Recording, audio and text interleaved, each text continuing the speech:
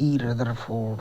उनका जन्म 30 अगस्त 1871 में स्प्रिंग ग्रोव में हुआ था। उन्होंने परमाणु भौतिकी के पिता के नाम से जाना जाता है। ये रेडियोधर्मिता पर अपने कार्य और सोने की पन्नी के द्वारा परमाणु के नाभिक की खोज के लिए प्रसिद्ध है। 1908 में उन्हें रसायन विज्ञान में नोबेल मिला। नील्स बोर 1885 से 1962। इनका जन्म 7 अक्टूबर 1885 को कोपेनहेगन में हुआ था। उन्हें 1916 में कोपेनहेगन विश्वविद्यालय में भौतिकी का प्रोफेसर नियुक्त किया गया और 1922 ईस्वी में परमाणु संरचना पर उनके कार्य के लिए नोबेल पुरस्कार मिला। प्रोफेसर बोर के विविध लेखों पर आधारित 3 पुस्तकें प्रकाशित हुई।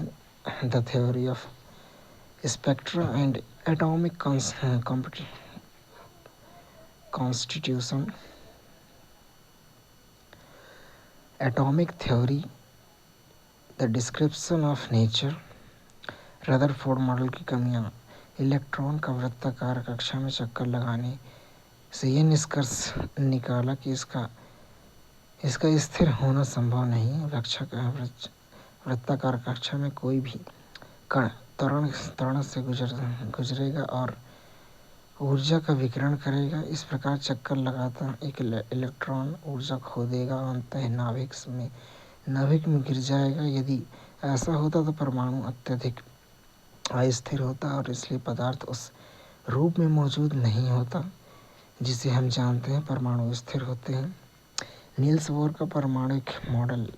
रदरफोर्ड के परमाणुक मॉडल के खिलाफ उठाई गई आपत्तियों को दूर करने के लिए नील्स बोर निम्नलिखित अवधारणाएं प्रस्तुत की। इलेक्ट्रॉन केवल कुछ निश्चित कक्षाओं में ही चक्कर लगा सकते हैं, जिन्हें इलेक्ट्रॉन की विविक्त कक्षाएं कहते हैं। जब इलेक्ट्रॉन इन विविक्त कक्षाओं में चक्कर लगाते हैं तो ऊर्जा का विकिरण नहीं होता है। इन कक्षाओं को ऊर्जा स्तर कहा जाता है। इन कक्षाओं को KLMN या संख्याएं n बराबर 1 2 3 4 द्वारा दर्शाया जाता है। जेम्स चैडविक वर्ष 1932 में जेम्स चैडविक ने एक और अपरमाणुक कण की खोज की जिसमें कोई आवेश नहीं था, जिसका द्रव्यमान लगभग प्रोटॉन के बराबर था, जिसे न्यूट्रॉन n के रूप में कहा जाता था। न्यूट्रॉन हाइड्रोजन को छोड़कर सभी परमाणुओं के नाभिक में मौजूद होता है। परमाणु का द्रव्यमान नाभिक में मौजूद प्रोटॉन और न्यूट्रॉन के द्रव्यमान के योग के बराबर होता है। विभिन्न कक्षाओं में इलेक्ट्रॉन्स का वितरण। नील्स बोर और बरी ने परमाणु की विभिन्न कक्षाओं में इलेक्ट्रॉन के विवरण का सुझाव दिया। विभिन्न ऊर्जा स्तरों या कक्षाओं में इलेक्ट्रॉन्स की संख्या लिखने के लिए निम्नलिखित नियमों का पालन किया जाता है। इन नियमों के अनुसार किसी कक्षा में उपस्थित अधिकतम इलेक्ट्रॉनों की संख्या को सूत्र 2n2 से दर्शाया जाता है। यहाँ n कक्षा की संख्या या ऊर्जा स्तर है, इसलिए इलेक्ट्रॉन की अधिकतम संख्या उसके पहले कक्ष या k कोश में होगी बराबर 2 × 1⁻² बराबर 2।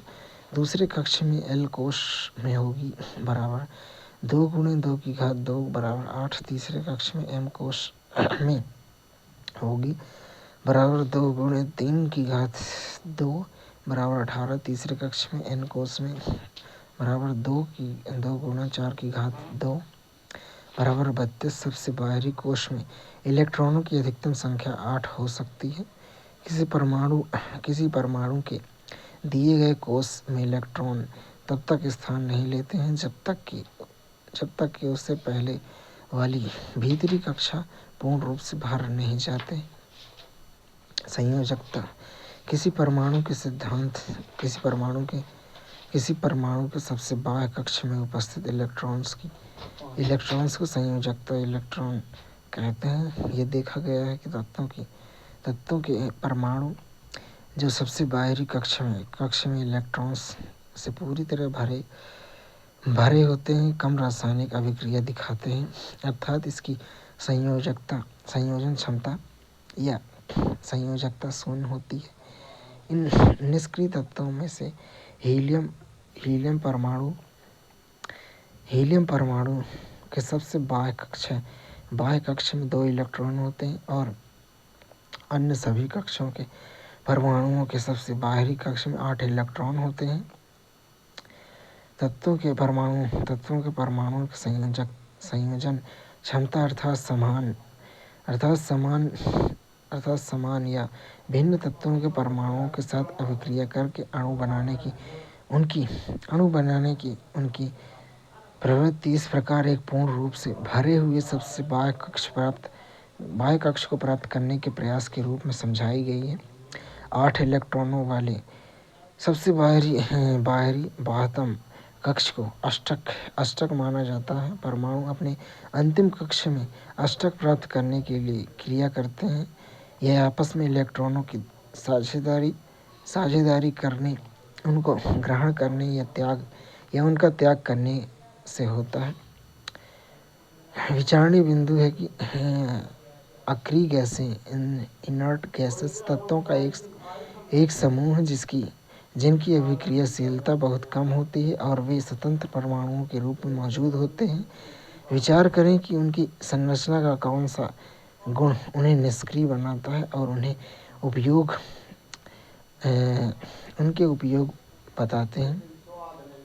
उपयोग बताएं।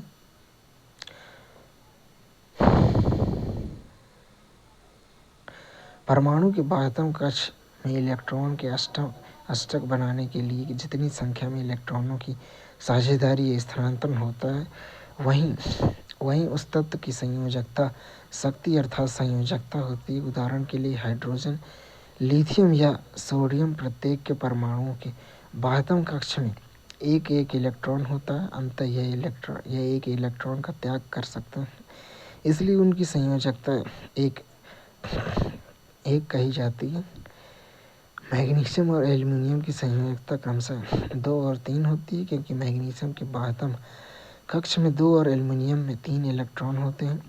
अगर किसी परमाणु के सबसे बाह्य कक्ष में इलेक्ट्रॉनों की संख्या उसकी अष्टक के समीप है, तो संयोजकता एक अलग तरीके से निर्धारित की जाती है। उदाहरण के लिए फ्लोरीन परमाणु के सबसे बाह्य कक्ष में 7 इलेक्ट्रॉन और 7 इलेक्ट्रॉन खोने के बजाय एक इलेक्ट्रॉन प्राप्त करना आसान है। इसलिए क्लोरीन की संयोजकता 1 है। करता हूँ है कोमा अलाउड है।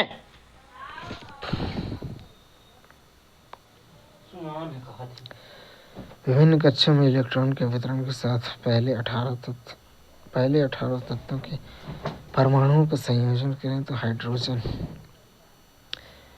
की परमाणु की संख्या 1 है, प्रोटॉन्स की संख्या 1 है, न्यूट्रॉन की संख्या नहीं है, इलेक्ट्रॉन की संख्या 1 है। इलेक्ट्रॉन्स का विवरण K में 1, L-Mn में नहीं है, संयोजकता 1 है।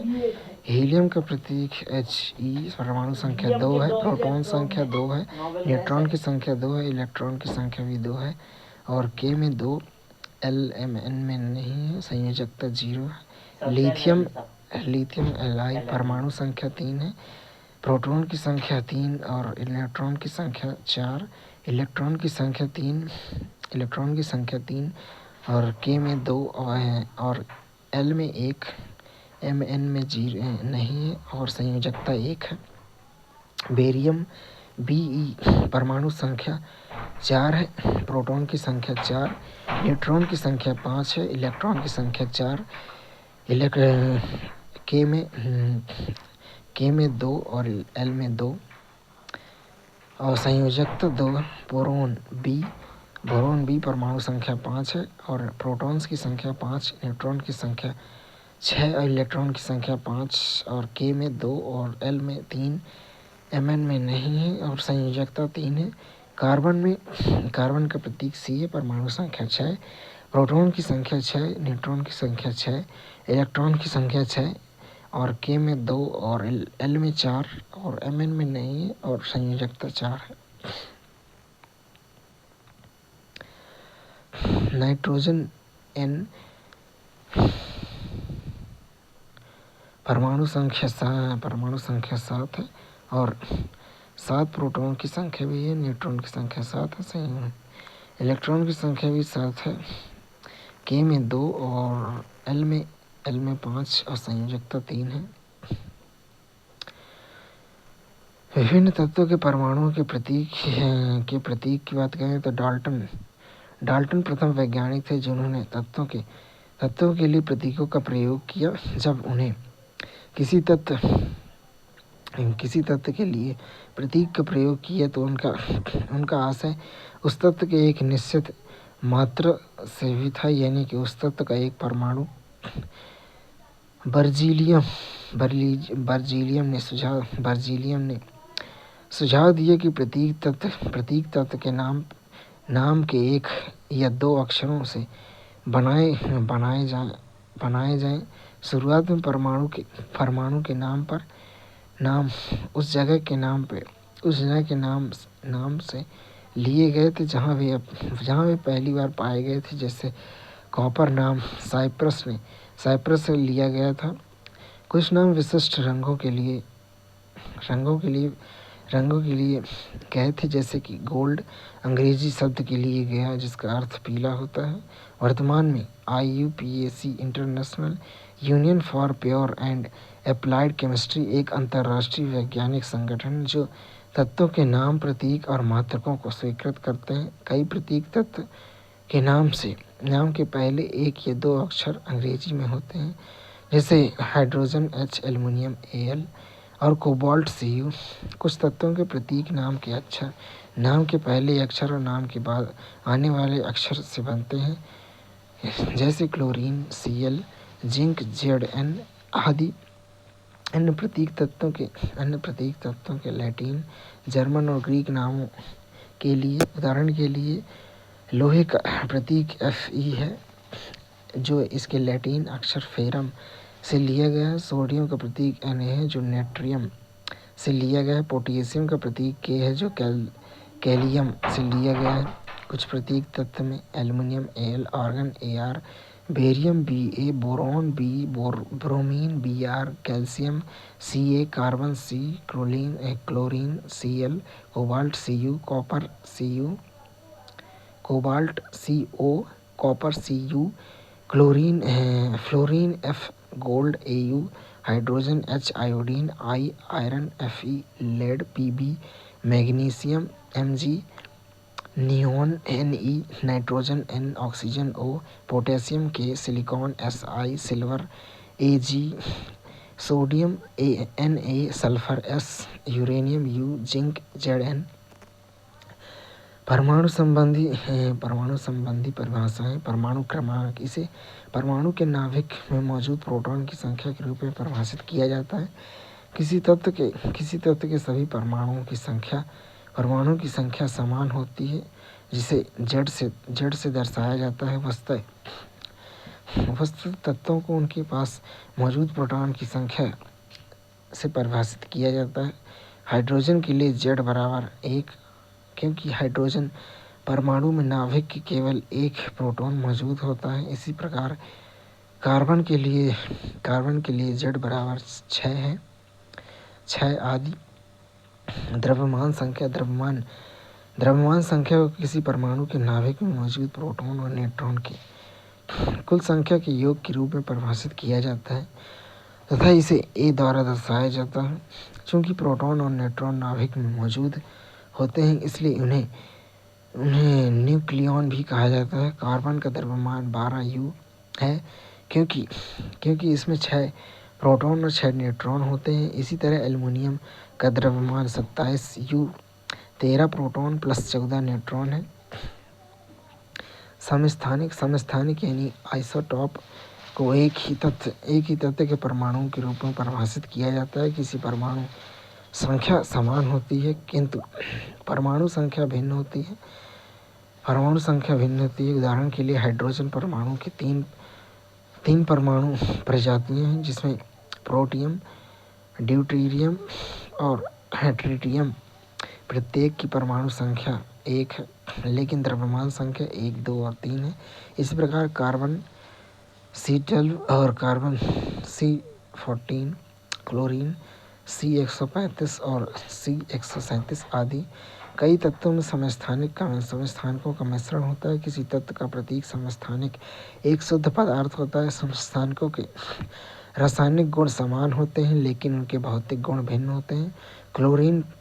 क्लोरीन प्रकृति में 2 समस्थानिक रूपों में पाया जाता है, जिनका द्रव्यमान 35U और 37U 3:1 के अनुपात में होता है।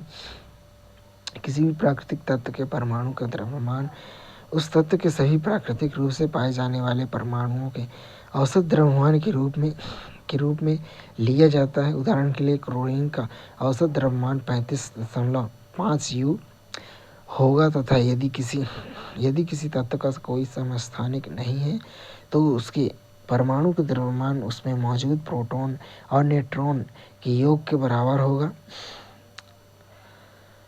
विचारणीय बिंदु है कि कार्बन समस्थानिक C12 और C14 का उपयोग कार्बन डेटिंग तकनीकी विशेष रूप से जीवाश्मों के लिए किया जाता है। क्या आप विचार कर सकते हैं कि सामान्य रूप से समस्थानिकों और विशेष रूप से कार्बन डेटिंग के आधार पर रेडियो डेटिंग कैसे काम करती है?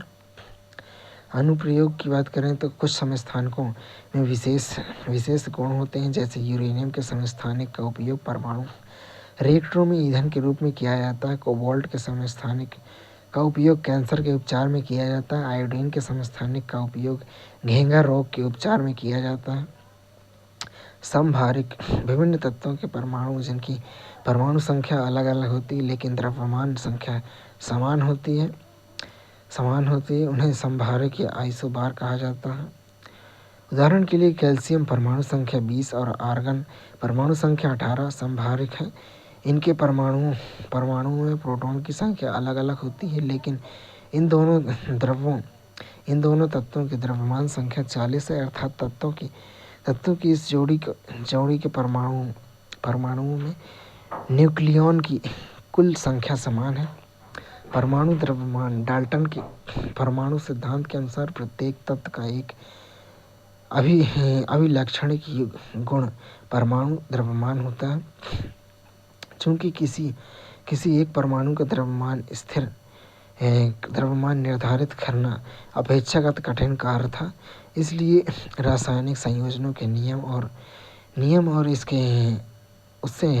उनसे निर्मित होने वाले यौगिक का उपयोग करके सापेक्ष परमाणु द्रव्यमान निर्धारित किए गए हैं। वैज्ञानिक अब विभिन्न परमाणु द्रव्यमानों की इकाई के बारे में शोधरत थे, जो उन्होंने प्रारंभ में प्रकृतिजन्य ऑक्सीजन परमाणु के द्रव्यमान के 1/16 भाग को इकाई के रूप में लिया। दो कारणों से इसे संगत समझा गया।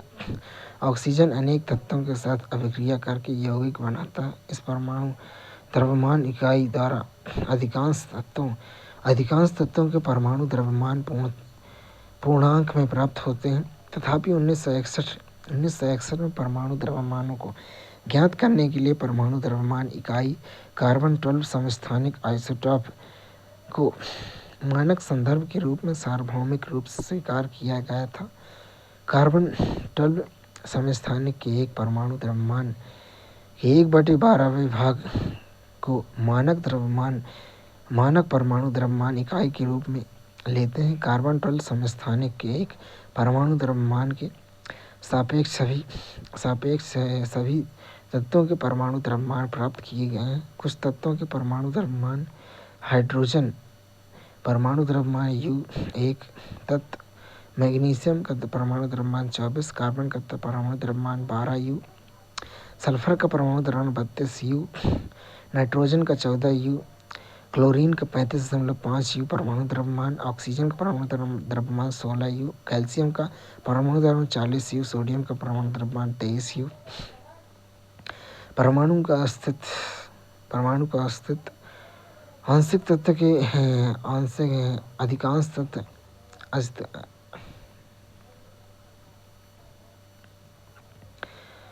अधिकांश तत्व के परमाणु स्वतंत्र रूप में अस्तित्व में नहीं रह पाते हैं। ये अणु और रसायन बनाते हैं। ये अणु या आयन बड़ी संख्या में एकत्रित होकर पदार्थ बनाते हैं, जिसे हम देख सकते हैं और महसूस कर सकते हैं या छू सकते हैं।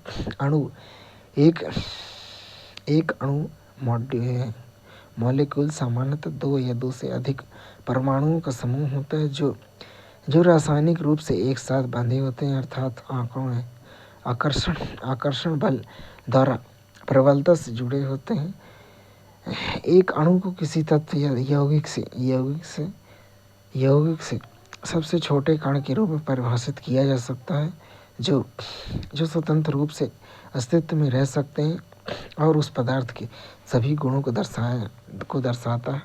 एक ही तत्व या विभिन्न तत्वों के परमाणु मिलकर अणु बना सकते हैं। कुछ तत्वों की परमाणु एकता अधातु में आर्गन एक परमाणुक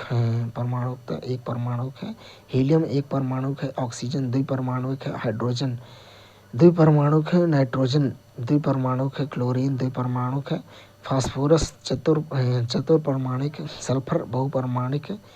धातु में सोडियम एक परमाणुक है, आयरन एक परमाणुक है, एल्युमिनियम एक परमाणुक है, कॉपर एक परमाणुक है। तत्वों के अणु किसी तत्व के अणु एक ही प्रकार के परमाणुओं से बने होते हैं। आर्गन, हीलियम आदि जैसे कई तत्व अणु उस तत्व के केवल एक परमाणु से बने होते हैं। धातुओं जैसे ऑक्सीजन के अणु ऑक्सीजन के 2 परमाणु होते हैं, इसलिए इसे द्विपरमाणुक अणु O2 के रूप में व्यक्त किया जाता है। यदि ऑक्सीजन के 3 परमाणु एक अणु में एकजुट हो जाते हैं तो इसे ओजोन O3 मिलता है। एक अणु का गठन करने वाले परमाणुओं की संख्या को इसकी परमाणुकता के रूप में जाना जाता है। धातु अणुओं और कुछ अन्य तत्व के अणुओं जैसे कि कार्बन के अणुओं की एक सरल संरचना नहीं होती, किंतु उनके अणुओं में असीमित परमाणु परस्पर बंधे होते हैं। यौगिकों के अणु विभिन्न तत्वों के परमाणु एक निश्चित अनुपात में परस्पर जोड़कर यौगिक के अणु निर्मित करते हैं, जैसे कि कुछ यौगिक के अणु जल संयोजित तत्व हाइड्रोजन और ऑक्सीजन में 1:8 द्रव्यमानुपात, अमोनिया में नाइट्रोजन हाइड्रोजन 14:3 द्रव्यमानुपात और कार्बन डाइऑक्साइड में कार्बन और ऑक्सीजन का 3:8 द्रव्यमानुपात होता है। आयन आवेशित परमाणु अथवा परमाणुओं का एक ऐसा समूह जिस पर निवल आवेश विद्यमान होता है आयन कहलाता है। आयन 2 प्रकार के होते हैं, घनायन, ऋणायन।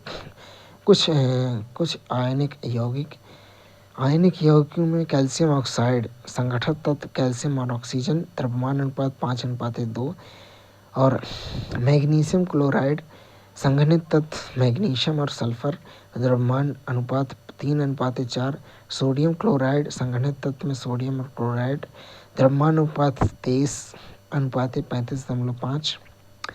आयनों के एक एकल आवेशित परमाणु या परमाणुओं का एक समूह हो सकता है जिन पर निवल आवेश होता है। यह ऋणात्मक या धनात्मक रूप में आवेशित हो सकता है।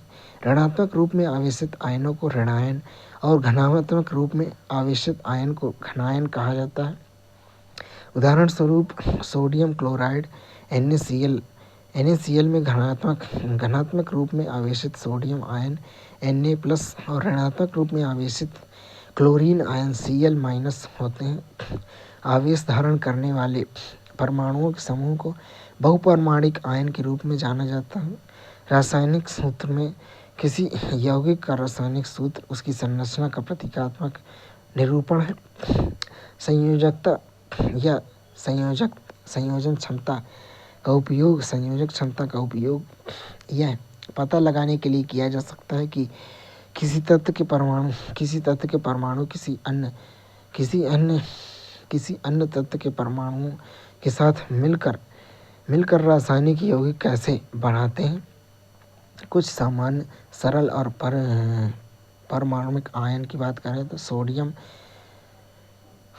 एक संयोजकता आयन में सोडियम Na+ और हाइड्रोजन, पोटेशियम में K+, सिल्वर में Ag+, कॉपर में Cu+, हाइड्रोजन में H+, हाइड्राइड में H-, क्लोरीन में Cl-, ब्रोमाइड में Br-, आयोडीन में I-, बहुपरमाणुक आयन में अमोनियम में NH4+ संकेत, हाइड्रोजन हाइड्रोक्साइड में OH-, नाइट्रेट में NO3, हाइड्रोजन कार्बोनेट में HCO3-,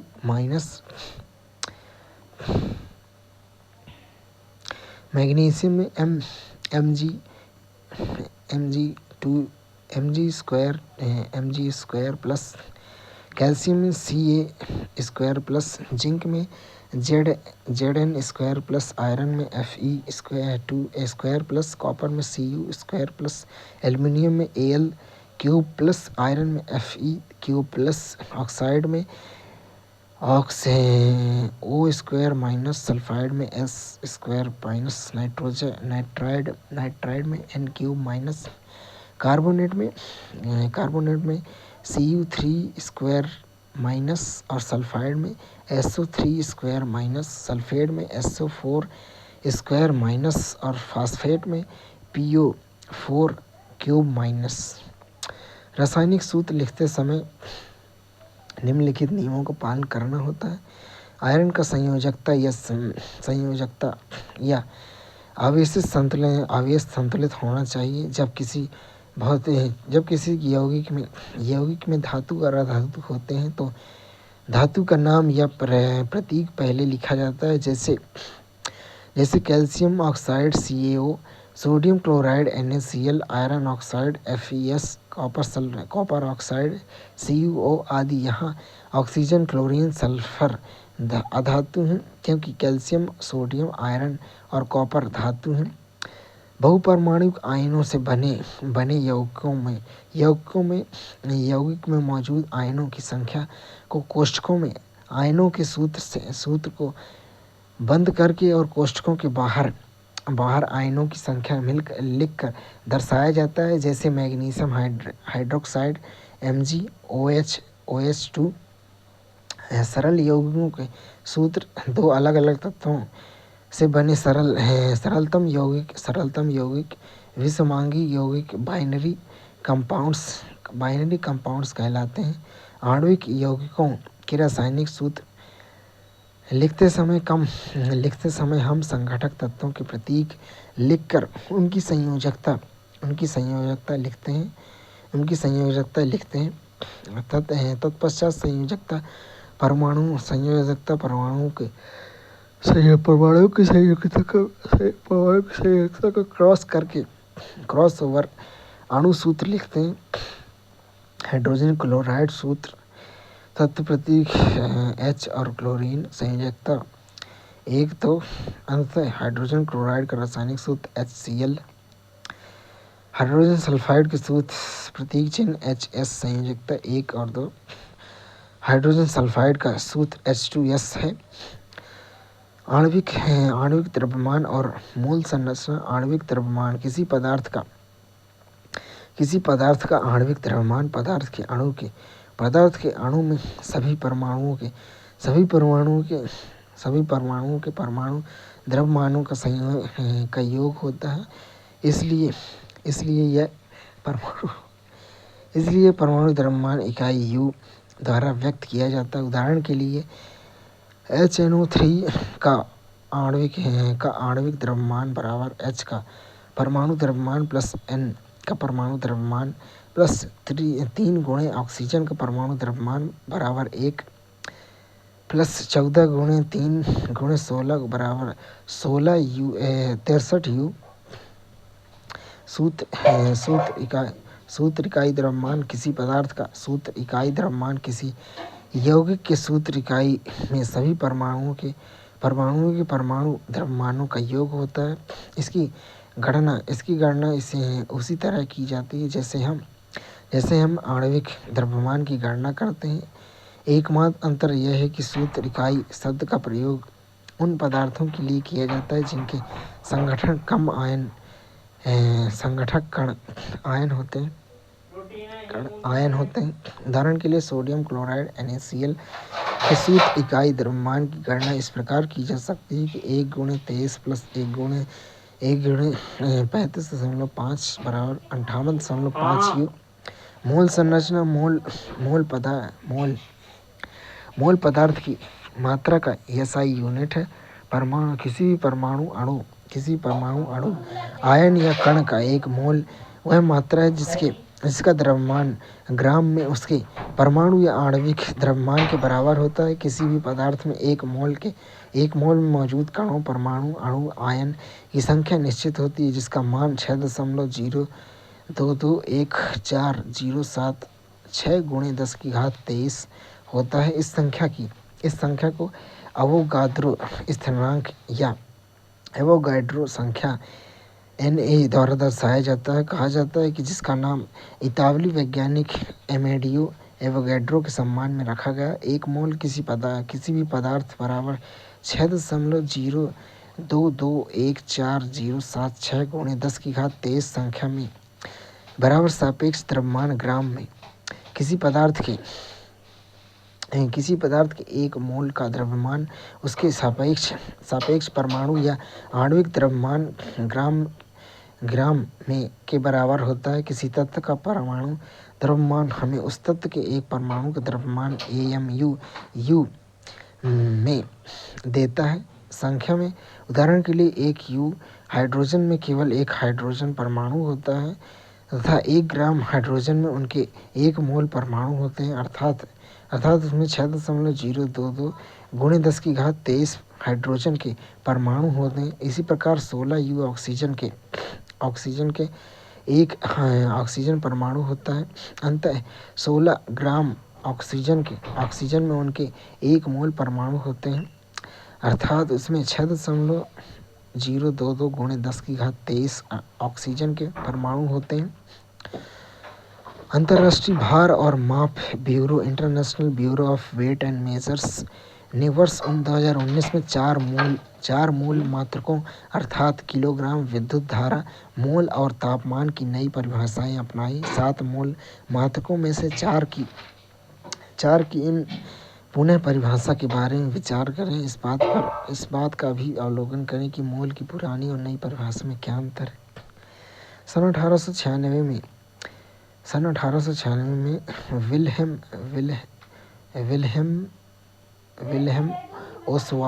विल्हेम ओसवाल्ट ने मोल शब्द प्रस्तावित किया जो एक लैटिन शब्द मोल से लिया गया है जिसका अर्थ होता है ढेर, हीप और पिल।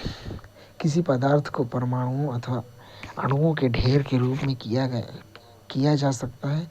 सन 1967 में मोल मात्रक के रूप में स्वीकार कर ली गई है जो परमाणुओं एवं अणुओं की बृहद संख्या को निरूपित करने का सरलतम उपाय है।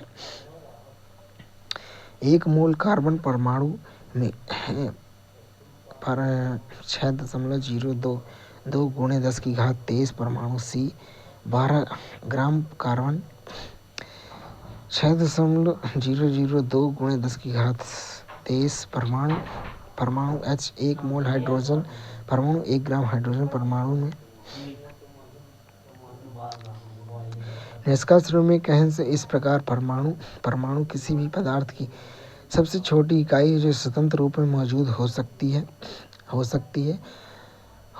और अपने सभी रासायनिक गुणों को बनाए रख सकती है। वैज्ञानिकों द्वारा